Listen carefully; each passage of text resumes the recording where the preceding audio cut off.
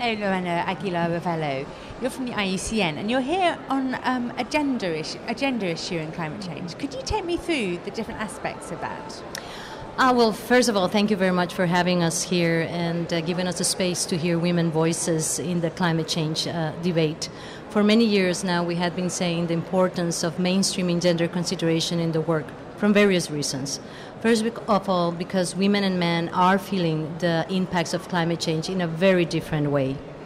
Just to give you an example, according to studies conducted by London School of Economics, the rates of deaths in those countries in which the gender gaps are bigger are 4-to-1. More women than men died associated with disasters that has to do with climate change. And all of this is based because women and men have different ways and different assets to face climate change. When you don't know how to read or write and you hear on the radio that you have winds of 260 kilometers coming, it doesn't mean anything to you.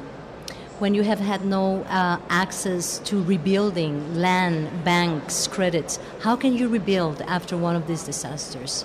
But we also are here to say that women are agents of change, very important agents of change. Their knowledge is incredibly useful to look for solutions. For example, women in Peru has more than 60 different varieties of manioc. And manioc is cassava. It's a special type of root. Or women in Rwanda, more than 600 varieties of beans. All of these different type of beans are very important because some of them can adapt to changes in temperatures, in precipitation.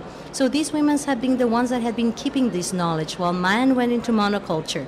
These women has kept these treasures that now become invaluable for coping strategies for adaptation. I don't think anybody would disagree with that, but how is this relevant to the negotiations? It's relevant because here we are defining how the world is going to cope with climate change. It's relevant because as 50% of the world, we have a lot to do and say when it comes to climate change. For example, we women are those that consume we make the decision on 80% of the consumption goods worldwide. And we're talking here about changing the way that we live and our developing skills. So if women make decisions within the household at that level, a change, for example, in their patterns will be magnificent in that respect. But we're also here to say that, we want to be part of the solution. How can you leave 50% of the population out of the major decisions and discussions when it comes to such a big problem?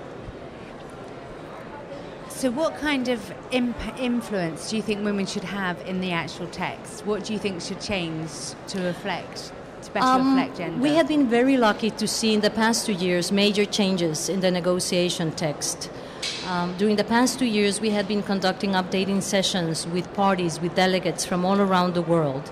And they have come to understand the importance of mainstreaming gender. So now you have seen, and we have now text on gender, on adaptation, on technology, on capacity building. There is new text on financing mechanisms put by the parties from all around the world, from small countries to big countries, from the State Department to the European Commission, the Arab League. They have all come together and saying, yes, we understand the linkages between gender and climate change, and they have been putting text under this respect. For the first time, never ever before, we had any gender text in the discussions in climate change.